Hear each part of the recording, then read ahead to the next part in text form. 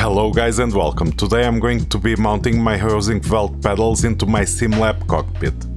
Here you can see me testing the Fanatec V3 pedals that I'm about to replace. I was really enjoying these Fanatec V3 pedals and I was quite content with them, especially because I had a really good driving position for myself. You can see me practicing some heel and toe technique, and I'm going to try to replicate this driving position. With the measuring tape I measured 57 to 58 centimeters from the brake pedal into the beginning of my bucket seat. The top of my accelerator pedal was 53 centimeters from the ground, and my clutch and brake pedal were 50 centimeters from the ground. One thing that I forgot was that I had caster wheels in the front of my cockpit to make it easier to move, and I ended up removing these caster wheels, cheap caster wheels that I got on a local store. And the angle on the brake pedal face was 4 degrees to the back when I was taking this measure. Later on I had to use a right triangle calculator to actually calculate the angle. The angle was closer to 7 degrees to the back by adding 3 degrees with the triangle calculator. My heel rest here was at around 29 centimeters, meaning that in reality the heel rest should be 20 centimeters because I have 9 centimeters away from the ground just from the front caster wheels. Now this is what we are here for. Let's install these bad boys onto the Sim Lab cockpit and see how they are going to perform with all these measures that I just took. I'm going to install them and test them right away with as little adjustments as possible to get a feeling for how these pedals are going to be doing. First I'll start by unscrewing the heel plate from the Fanatec V3 pedals to get access to the screws underneath that are bolting these onto the cockpit.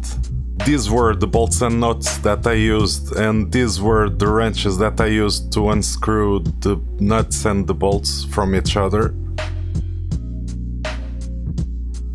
Because I have the desk right in front nearby for the PC support and for the screen support, accessibility is a bit tricky, but I finally got it done. The pedals felt a little bit glued because of the rubber fit. It was just digging into the cockpit. The pedals are still in very good condition even after all the heel and toe abuse I gave them. I used all the adjustability points to my advantage and I was very happy with the adjustments that I had made for the pedals. Here you can see my settings for the brake preload setting as well. So if you want to see my unboxing video on these Heusinkveld pedals, please see that video that I've made before this one. It's just one of the 2 or 3 videos right before this one on my YouTube channel. So the unboxing was already done. Here I'm just going to get everything out of the box and everything nearby and ready just for the mounting, and get all the needed accessories and bolts and nuts and everything. Even if you don't have any hardware and tools, everything that you need should come inside this small little box, which is very useful and very well thought out. My bag of bolts, nuts and tools said Sprint Pedals Revision 5, meaning that this is the 5th edition of the Sprint pedals and there are some updates. The guys at Heusinkveld have kept improving the designs on the pedals and kept making the pedals even more user-friendly. In case you need them, these are the tools that come in the box, but I won't be needing these. So we got these M5 bolts, we also have M5 washers and M5 nuts. These are locking nuts to make your life way easier when just screwing and unscrewing stuff. Because I already put the bolts on the pedals, when I dropped the pedals into the Sim Lab cockpit pedal plate, it was way easier to just keep the pedals there and start screwing them onto the cockpit. In my particular case, these M5 bolts were a bit too short and I ended up using the longer M5 bolts because these had a little bit more headroom when screwing the nuts. And if you have the nut at the edge of the screw there, it can be very tight and not have enough room for the threads, and therefore you can damage the nuts or the screws. Here I can screw everything a bit more tight and I won't be worried that I'll damage the end of this screw or I'll damage the nut that's only with 1 or 2 threads because the pedal plate is too thick for the screws. As I add the brake pedal, things are starting to look really nice here, and it's time to get the measuring tape out and start to get some measurements and try to figure out some pedal positioning ideas. After mounting, these pedals are in a completely different position than the Fanatec V3s.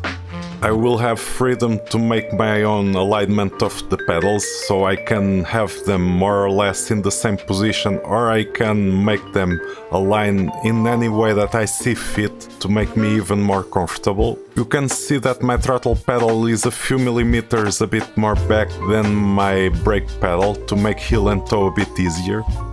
And I'm trying to make some side-by-side sort of comparisons where I'm just showcasing both pedals on top of the pedal plate in the cockpit, so that you guys can see the difference in positioning even though I've barely adjusted the Heusinkveld pedals. The pedal faces on the Heusinkveld are much taller, but I can invert them to make them less tall and less distant from my heels, so that the pedal height feels more or less about the same. And the Sprints are sitting in the pedal plate way more backward than the V3s ever were, so the V3s were way closer to me by default. And now I'll need to move the pedal plate way further into me so that I can close that distance, because right now the pedals feel very far away and it's even hard to fully depress them. I want to showcase here, as default I have a bit of a longer travel on my Fanatec V3 pedals than what I have in the medium position from the Heusinkveld Sprints, but I've really enjoyed the throttle travel on the Sprints. Here are some pictures of the final results and of my comparisons between the Fanatec V3s and the Heusinkveld Sprint pedals. My first test was in Assetto Corsa with the Ferrari 458 GT2 at Spa-Francorchamps. One of my first ever hot laps in sim racing. Every time I just change anything on my cockpit and gear, I always test my setup here. If you want, you can check out the video where I improved my personal best lap time and I improved my ranking in the world record in Assetto Corsa. I have even created a chart where I showcase my hot laps and the gear used to achieve every lap time and hot lap in this chart. I will be sharing with you guys my driving position during this hot lap in case you have similar pedals and cockpit. If you want to try, or if you have a similar ergonomic size, you might want to see my driving position and the way I have everything adjusted during this hot lap. Distance from the brake to the bucket seat was just 55 centimeters, but it might be for a bit more aggressive braking. Front part of the heel plate had 11.6 centimeters from the ground, and I was even using something to keep it in that position. The front bolts were at the complete edge of their slots.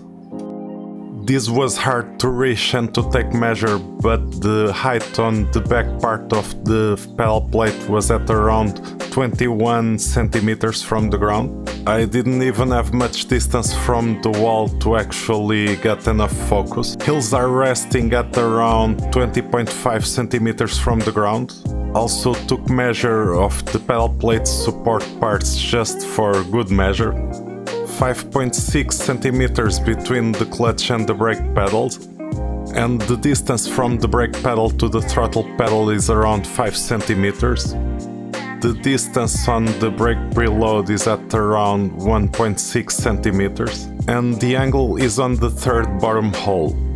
My throttle pedal preload is at around 2.3, 2.4, and this 5.5 is related to the bucket seat support. I'm also taking measures on the bucket seat position. On the back side I end up getting 12.5 centimeters of distance, and this height of 36 is related to the support of the wheelbase bracket, so that I get this height on the wheelbase bracket. or an easier measurement seems to be close to 8 centimeters coming down from the top, maybe even 7.8. My screen is very close to the front of my steering wheel, just 9.5 centimeters behind the steering wheel, so that I can get the biggest FOV possible while still being mathematically correct. You can see here the screen is very close to the quick release, but usually I have at least 2 millimeters gap so that it never touches even during strong vibrations. 23.4 on the shifter support height from the top, and 14 centimeters distance from me.